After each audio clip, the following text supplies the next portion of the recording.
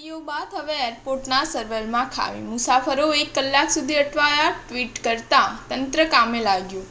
RTO બાદ હવે એરપોર્ટના સર્વરમાં પણ ખામી ઊભી થતાં મુસાફરોને ભારે હાલાકીનો સામનો કરવાનો વારો આવ્યો છે।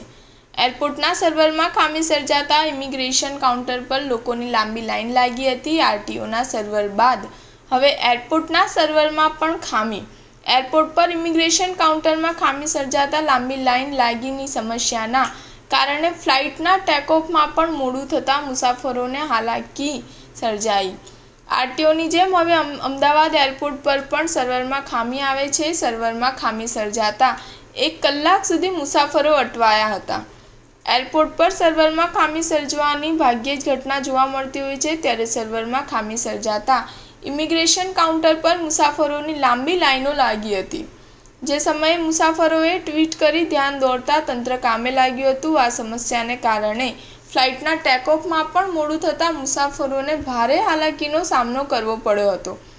ગુજરાતમાં સૌથી વ્યસ્ત રહેતા એરપોર્ટ એવા અમદાવાદના સરદાર વલ્લભભાઈ પટેલ એરપોર્ટને વધુને વધુ આધુનિક બનાવવાના પ્રયત્નો કરવામાં આવી રહ્યા છે, તેમજ મુસાફરોને તકલીફ ન પડે તે માટે અમદાવાદ એરપોર્ટ ખાતે ડોમેસ્ટિક અને ઇન્ટરનેશનલ ટર્મિનલ પર ઇમિગ્રેશન કાઉન્ટરમાં પણ વધારો કરવામાં આવ્યો છે। સ્ટાર ન્યૂઝ 7 હંમેશા સચ્ચાઈની સાથે।